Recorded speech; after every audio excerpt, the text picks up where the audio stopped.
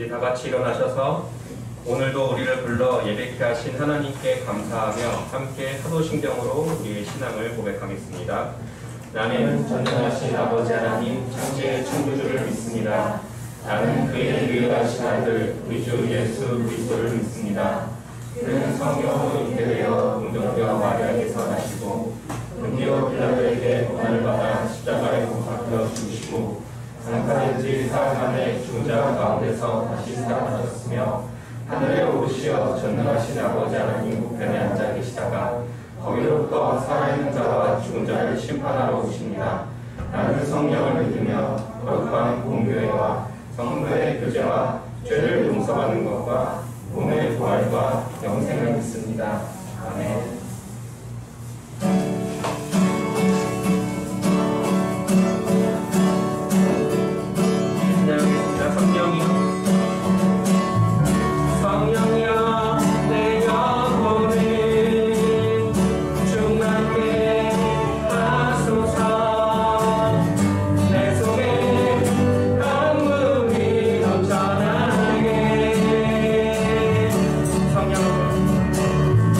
성령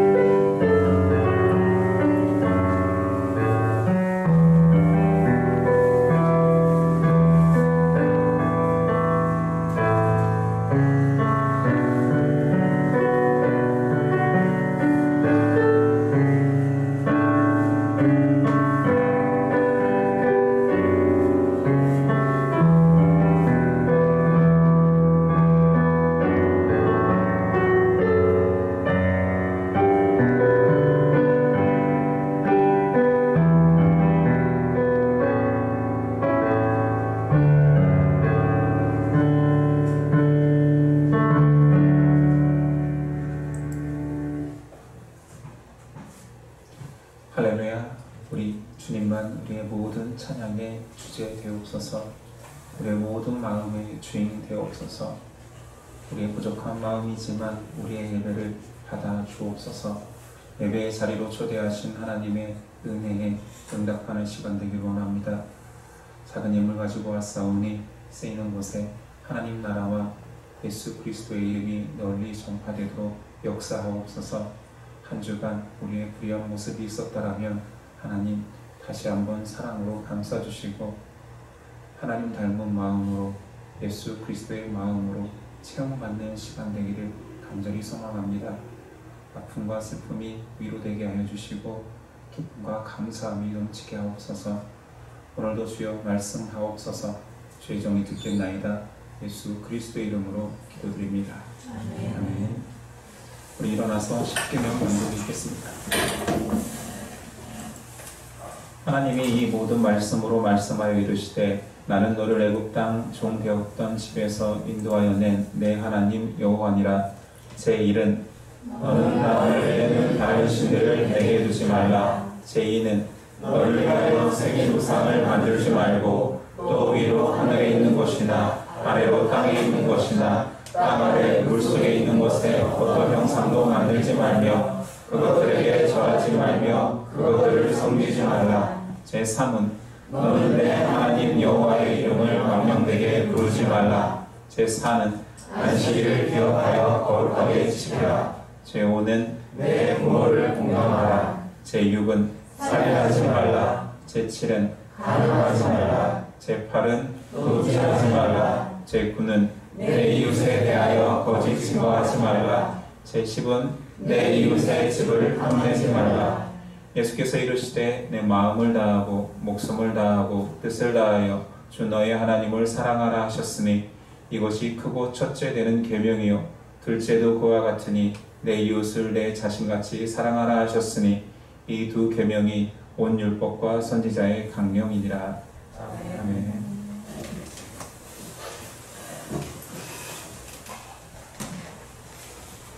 오늘 우리에게 주신 하나님의 말씀은 베드로후서 2장 1절로 10절 상반절까지입니다.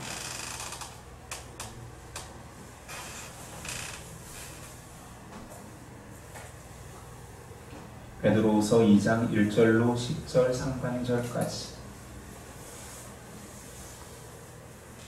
저 여러분들이 한 절씩 교독하겠습니다. 베드로후서 2장 1절입니다. 그러나 백성 가운데 또한 거짓 선지자들이 일어났었나니 이와 같이 너희 중에도 거짓 선생들이 있으리라. 그들은 멸망하게 할 이단을 가만히 끌어들여 자신들을 사신주를 부인하고 임박한 멸망을 스스로 취하는 자들이라. 그것이 그들의 호색한 것을 따르니 이로 말미암아 진리의 도가 비방을 받을 것이요 그들이 탐심으로써 지어낸 말을 가지고 너희로 이득을 삼으니 그들의 심판은 옛적부터 지체하지 아니하며 그들의 멸망은 잠들지 아니하느니라. 하나님이 광대한 천사들을 용서하지 아니하시고 지옥에 던져 어두운 가운데 놓아 심판을 때까지 지키게 하셨으며 옛 세상을 용서하지 아니하시고 오직 의를 전파하는 노아와 그 7 식구를 보존하시고 경건하지 아니한 자들의 세상에 홍수를 내리셨으며 소돔과 고모라 성을 멸망하기로 정하여 세가에 하사 후세를 경건하지 아니한 자들에게 복을 삼으셨으며 무법한 자들의 음란한 행실로 말미암아 고통당하는 의로운 롯을 건지셨으니 이는 이 유인이 그들 중에 평화와 날마다 저 불법한 행실을 보고 들으므로 그 의로운 신념이 상함이라. 주께서 경건한 자는 시험에서 건지실 줄 아시고 불의한 자는 형벌 아래에 두어 심판 날까지 지키시며 특별히 육체를 따라 더러운 정욕 가운데서 응하며 주관하는 일을 멸시하는 자들에게는 형벌할 줄 아시느니라. 아멘. 오늘 말씀의 제목은 심판을 통한 위로.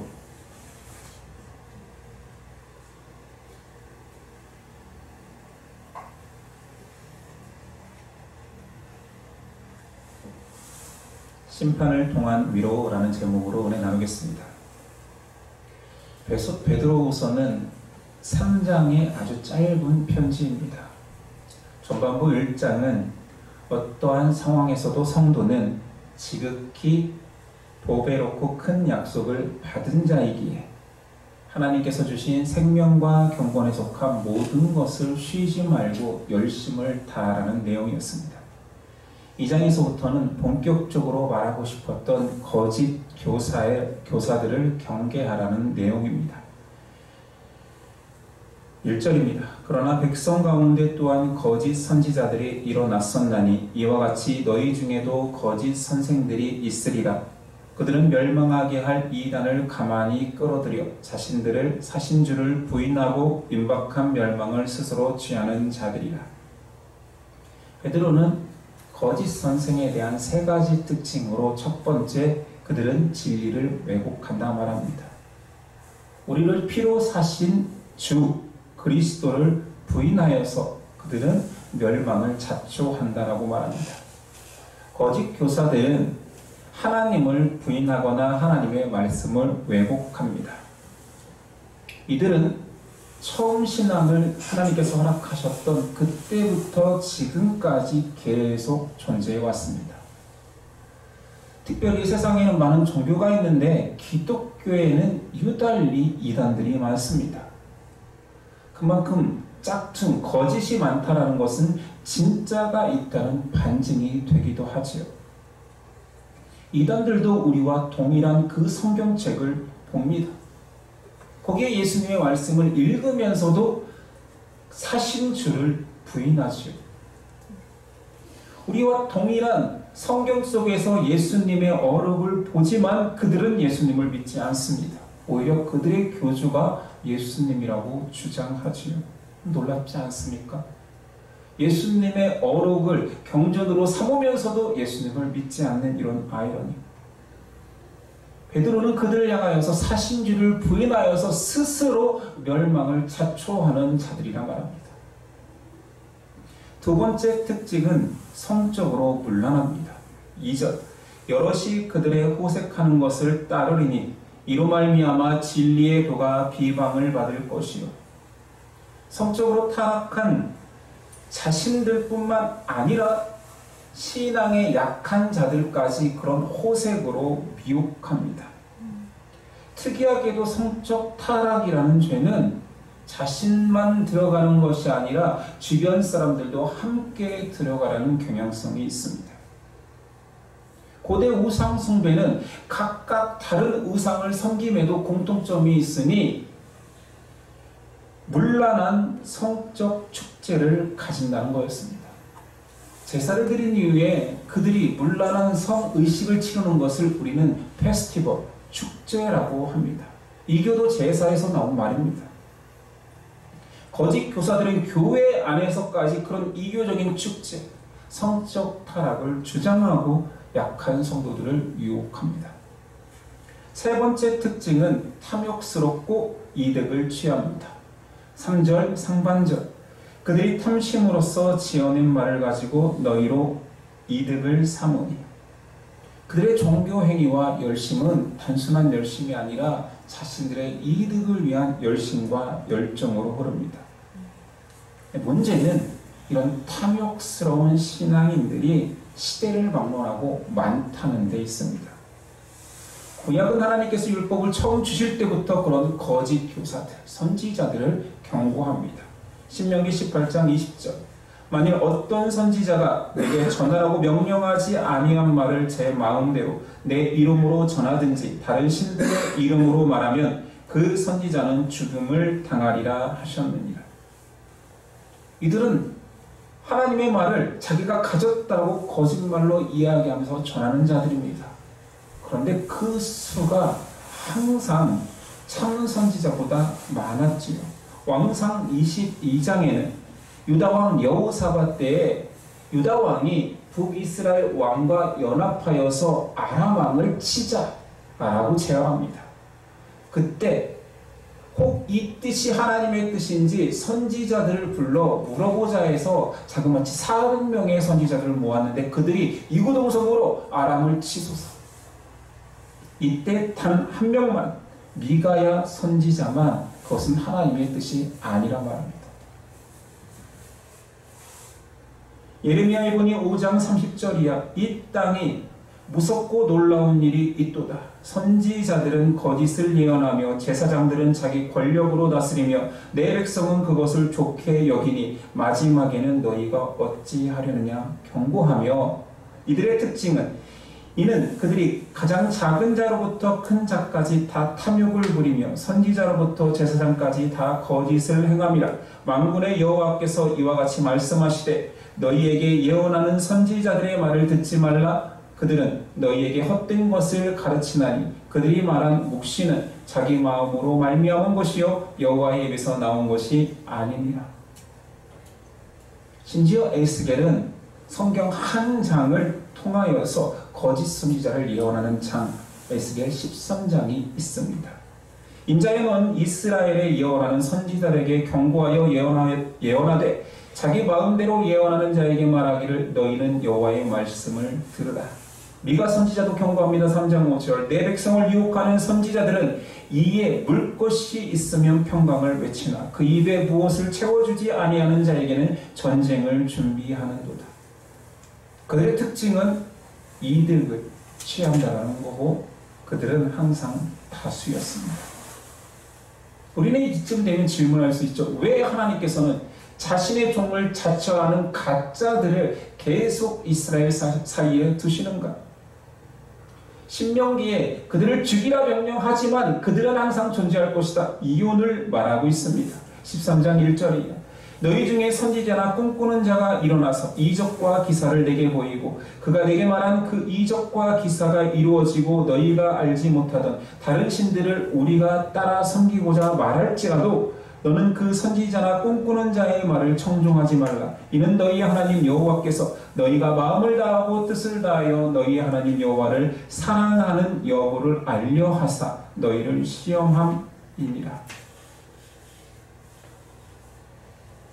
참 신앙인은 거짓 신앙하는 자들을 통하여서 검증됩니다. 베드로는 이들을 지칭하기를 예적부터 써오던 거짓 선지자라는 말 대신에 거짓 선생들이라는 말을 씁니다. 이유는 분명하지요. 선지자는 신적 계시를 전달하는 자입니다. 근데 거짓 교사라고 말한 것은 명백한 복음이 여기 있고 하나님의 말씀이 여기 있는데 그것을 왜곡되게 설명하기 때문에 거짓 교사라는 단어를 사용한 것입니다. 당시의 문제가 지금은 없을까요? 지금 우리 주변에는 이런 일이 일어날까요? 아닐까요? 저는 요즘 아주 인기가 많습니다. 제 인생에서 이렇게까지 저에게 편지를 많이 받아본 적은 없습니다. 일주일에 2-3통의 편지를 매주 받습니다. 그래서 제가 아예 이번 주에 버리지 않은 편지를 가져와 봤습니다. 제가 얼마나 인기 많은지 여러분한테 좀 보여주려는 거예요. 이렇게 버리지 않은 편지가 이번 주 설교하면서 찾은 것만 이 정도입니다. 계속 버려왔는데 신천지 2단이 저에게 보내는 편지입니다.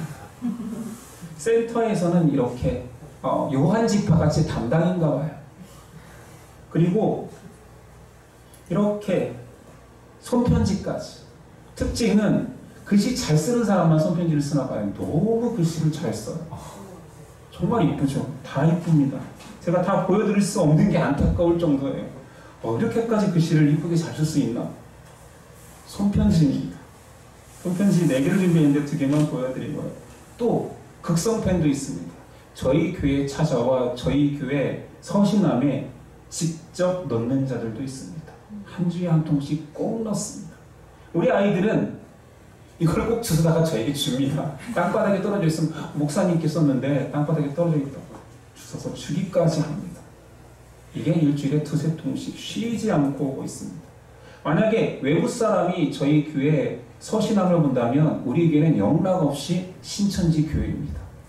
신천지 편지로 가득하니까. 부목사로 있을 때에는 예배가 끝나고 밖에서 인사하면 큰 길에서 아예 신천지 교인들이 포교 활동을 합니다. 몸싸움을 할 수도 없잖아요. 이들의 열심히 있는 모습이 매우 안타깝지만 한편으로는 이렇게까지 기존 교회에 들어오려는 그들의 모습은 흡사. 좀비들이 살아있는 생명체를 보면 달라드는 모습같이 소름 끼치기도 합니다. 거짓 교사들은 밖에서 활동할 수 있는데도 왜 끊임없이 교회에 침투하여서 진리를 무너뜨리려고 할까요? 이건 죄의 속성을 알아야 됩니다. 어둠은 그 어둠을 진멸시키는 빛을 근본적으로 싫어합니다. 죄는 진리를 거부하고 끝까지 싫어합니다. 그 속성이 그들이 남아있기 때문에 그들을 반대하고 그들에게 대척점에 있는 자들을 끊임없이 공격하는 것이죠. 그러나 하나님께서는 거짓된 자들을 반드시 심판하겠다라고 하십니다. 3절 그들이 탐심으로써 지어낸 말을 가지고 너희로 이득을 삼으니 그들의 심판은 옛적부터 지체하지 아니하며 그들의 멸망은 잠들지 아니하느니라. 거짓에 대한 하나님의 심판은 결코 멈추지 않습니다. 베드로는 이 심판에 대한 명백한 진리를 제시합니다. 4절 하나님이 범죄한 천사들을 용서하지 아니하시고 지옥에 던져 어두운 구덩이에 두어 심판 때까지 지키게 하셨으며 진리를 무너뜨리는 거짓된 존재는 멸망의 최우선순위입니다. 하나님이 결코 용서치 않겠다고 했으니 베드로가 타락한 천사를 하나님께서 멸망의 구덩이로 집어넣을 뿐만 아니라 사람의 인류 역사 속에서도 두 번의 완벽한 심판이 있었다 예를 듭니다.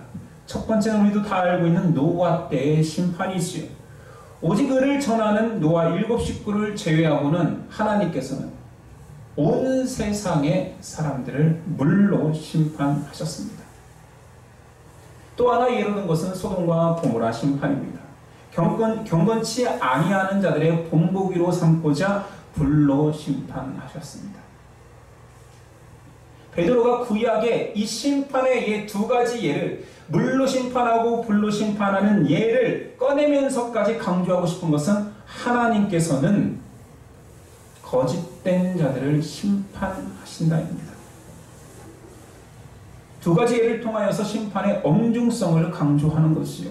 이 두 가지 심판에 공통된 특징이 있다면 전멸입니다. 완전한 심판. 인지력이 없던 갓난 아이부터 노인까지 이 심판에 제외되는 대상은 없었습니다. 이 심판의 엄중성이지. 본보기를 보인다 말씀하십니다. 6절 소돔과 고모라 성을 멸망하기로 정하여 죄가 되게 하사 후세에 경건하지 아니할 자들에게 본을 삼으셨으며 하나님께서는 자신의 진리에서 벗어난 모든 존재는 창조주에 의해서 존재의 가치를 뺏어오겠다 말씀하시는 것입니다. 앞선 물과 불의 심판은 끝이 아닙니다.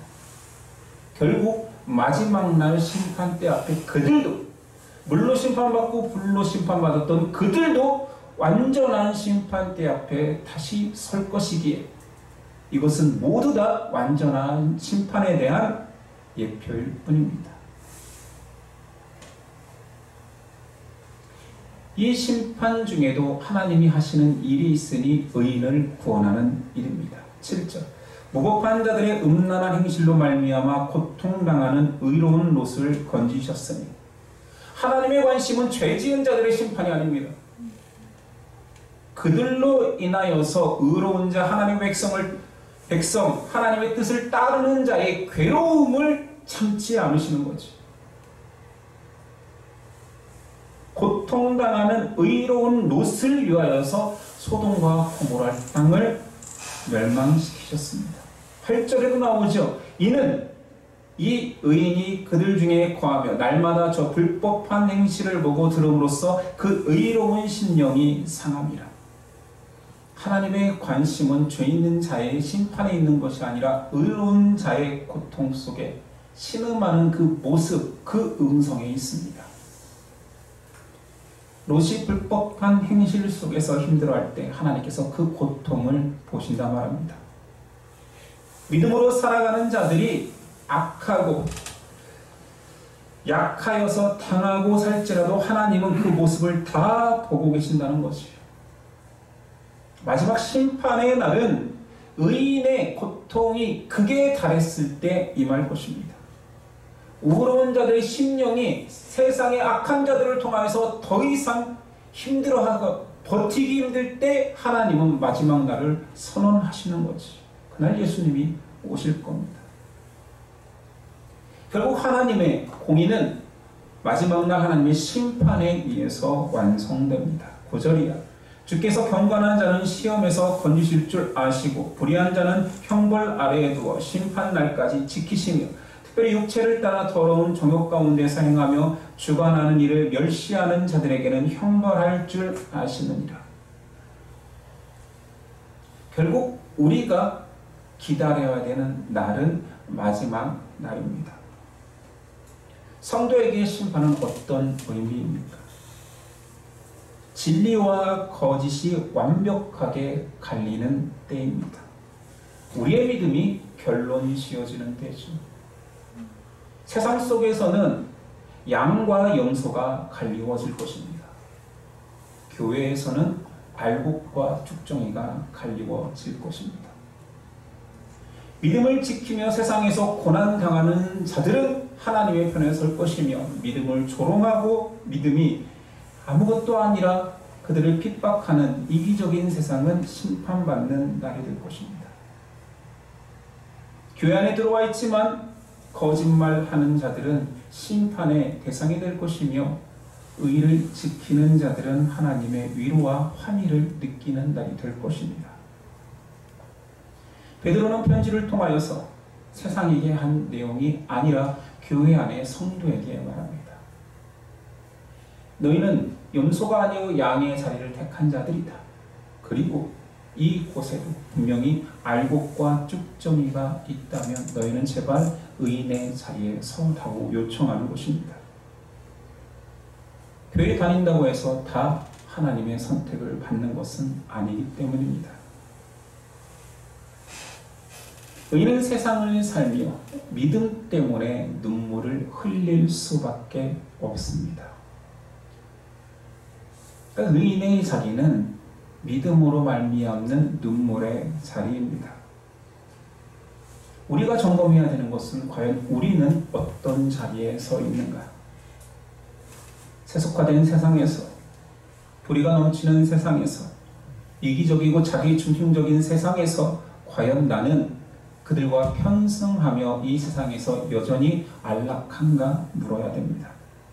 이것이 소극적 태도라면 적극적으로 점검하고 싶은 사람은 내가 진리 때문에 울고 있는가?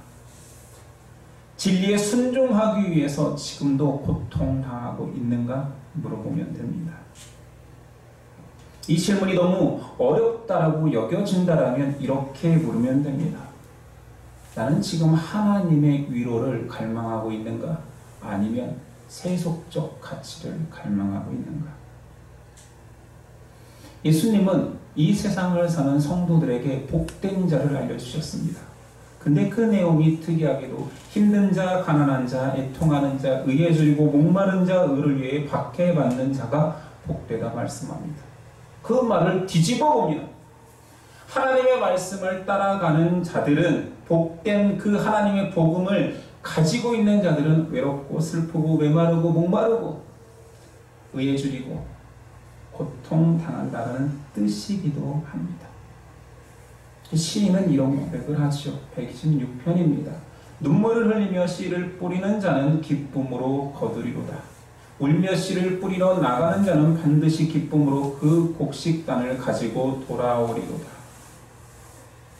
노아는 그 시대에 하나님의 명령에 순종했다라는 이유만으로 수십 년 동안 경멸과 비웃음을 받으며 신앙했습니다.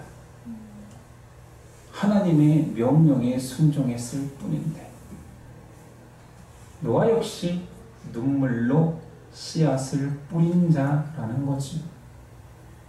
롯 역시 소돔에 살면서 근데 그 땅은 하나님께서 본토 친척 아버지 집을 떠나 아브라함과 함께 동행하던 그에게 약속한 가나안 땅입니다. 멸망의 땅이라고 선언했던 땅이 아니라 약속한 가나안 땅의 소돔과 고모라 땅이에요. 그런데 그곳에 약속한 땅에 들어갔는데 주민들의 불의를 견디며 고통을 당하고 있습니다. 그것도 눈물로 씨앗을 뿌린 자였겠지요. 예수님 표현으로 말하자면 너희는 복되다. 너희는 그 땅에서 하나님의 뜻대로 살아보려 발버둥치며 눈물을 흘리고 있구나. 복되다. 성도는 이 땅에서 살면서 시련과 고통이 있습니다. 행복과 만족과 감사만 있는 그의 삶은 점검해야 맞습니다. 우리는 천국을 사는 것이 아니거든요. 물론 천국의 기쁨을 순간순간 맛보기도 합니다. 예수님께서 하나님의 나라가 이미 도래하였다라고 얘기했습니다. 그것은 세상이 주는 만족이 아니라 그리스도께서 임재한 나라이기에, 믿음이 허락된 나라이기에, 구원이 허락된 나라, 십자가의 길이 허락된 나라이기에 얻는다라는 얘기지, 기쁨과 감격, 환희와 열망이 채워지는 나라라는 의미는 결코 아닙니다. 만물의 마지막이 가까울수록 의인은 더 많은 눈물의 씨앗을 뿌려야 할 것입니다. 더 참고, 더 양보하고, 더 사랑하기 위해 더 기다리고, 더 상처받고 계속 용서해야 할 것입니다. 이것은 특별한 신앙인이 걷는 길이 아니라 보편적인 신앙인의 삶입니다.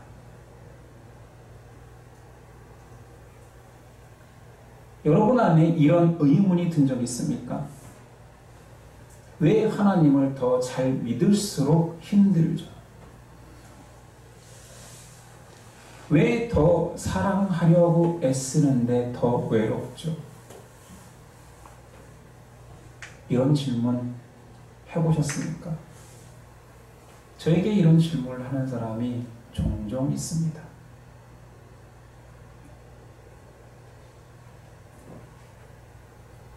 목사인 저는 뭐라 말해줘야 될까요? 성경은 뭐라 말할까요? 성경에는 이런 질문을 굉장히 많이 하고 있습니다. 그럴 때 하나님이 아신다라는 말밖에 못합니다. 하나님이 허락한 상황이잖아요.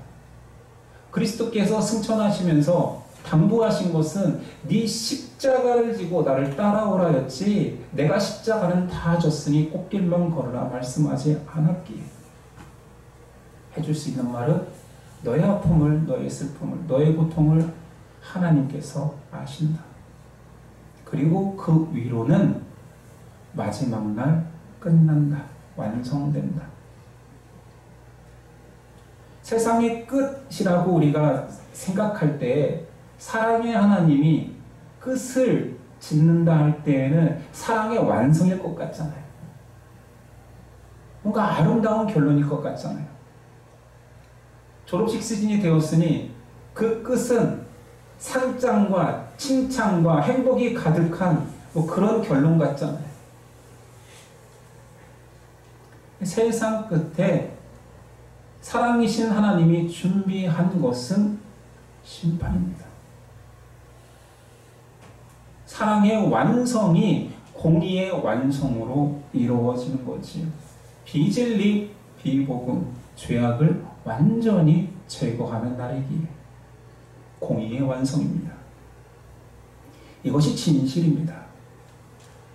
믿는 자에게, 잘 믿는 자, 의인의 길을 걷는 자에게 진정한 위로는 심판입니다. 사랑의 기독교 안에서 심판이 제일 큰 위로라니요. 이게 왜 막말입니까? 아닙니다. 이게 사실입니다. 90절. 주께서 경건한 자는 시험에서 건지실 줄 아시고 불의한 자는 형벌 아래에 두어 심판 날까지 지키시며 특별히 육체를 따라 더러운 정욕 가운데서 행하며 주관하는 일을 멸시하는 자들에게는 형벌할 줄 아시느니라. 베드로는 정확히 지금 외부적으로는 박해당하고 내부적으로는 진리를 훼손하는 자들 속에서 신앙을 지키며 눈물 흘리는 자들에게 줄 수 있는 것은 심판이라 말하는 것입니다. 의인은 뿌린 눈물의 씨앗이 계속되고 그 눈물이 많아질 때 주님이 오시는 거지. 왜냐하면 하나님의 관심이 의인에게 있기에 그가 너무 견디기 힘들고 불의함에 쌓여 고통당하는 것이 끝내주기를 원할 때 하나님은 오시는 거지. 이스라엘의 출애굽이 그때 시작된 것처럼 의인으로 살아갈수록 심판은 가장 큰 위로가 됩니다. 죄인으로 살수록 심판은 두려움이 되겠지요. 그래서 경건한 신앙인들은 항상 이 고백을 합니다. 마라나타, 마라나타, 주 예수여 어서 오시옵소서. 의인으로서 살면서 눈물 흘리는 눈물의 양이 많아질수록 마라나타, 주 예수여 어서 오시옵소서. 이 믿음의 고백이 우리 심령에서 울려야 됩니다. 사랑하고 섬기는데 지칩니까? 하나님의 진리를 따라가는 것이 외롭고 힘듭니까? 그때 고백하는 것입니다. 마라나타, 주 예수여 어서 오시옵소서. 사도 베드로가 핍박의 중심에서 안으로는 혼란의 중심에서 진리가 어디 있냐고, 끝이 어디 있냐고 외치는 성도들의 아픔의 눈물 속에서 심판입니다. 하나님이 오신다. 그리고 그 모든 아픔을 그분이 아신다. 결국 말하고 싶은 것은 견뎌라입니다. 참아라입니다. 지금 당장 해결되지 않아도 주 예수께서 오신다. 눈물을 흘리며 오늘도 씨를 뿌렸는데 내일도 또 눈물을 흘리며 씨를 뿌릴 수밖에 없다. 하나님의 더디오심은 무관심이 아니라 세상을 사랑하는 하나님의 인내이기에 더디올수록 사실은 세상에겐 유익이기에 우리가 또 그냥 눈물로 씨앗을 뿌려야 된다고 말하는 것입니다. 저는 여러분들이 그 눈물을 만드는 대상이 아니라 성도 안에 눈물을 흘리게 하는 요소가 있고 저 사람 때문에 내가 간절함으로 눈물을 흘리는 사람이 있겠죠. 저는 의인의 길을 택하여서 진리를 고수하기 위해서 눈물을 흘리는 그 한 사람 한 사람이 되어주기를 소망합니다. 베드로도 그런 마음으로 핍박당하는 소아시아 교회들에게 이 편지를 보냈을 것입니다. 경건한 자들이여 참자, 인내하자, 계속 진리를 고수하자. 마라나타, 주 예수가 오실 때까지 속히 오소서 고백하며 인내해보자 말하는 것입니다. 예수님의 형제 자매 모두 다 그렇게 살 수는 없습니다. 전국적으로는 모두 다 그렇게 살겠지요. 그러나 여기에는 장성한 자가 있고 어린 자가 있을 것입니다. 어린 자도 모두 다 장성한 자 될 것입니다. 결국은 눈물을 먹고 자란 그 어린아이 같은 자들도 장성하면 눈물을 뿌리게 됩니다. 그래서 앞에서 제가 물어봤던 왜 하나님을 믿을수록 더 힘들죠? 라는 고백을 저한테 많이 물어봤으면 좋겠습니다. 왜 더 사랑하려는데 외롭죠? 라고 묻는 사람이 많았으면 좋겠습니다. 눈물로 씨를 뿌리는 자는 기쁨으로 단을 거둘 것입니다. 기도하겠습니다. 마라나타, 주 예수여 속히 오시옵소서.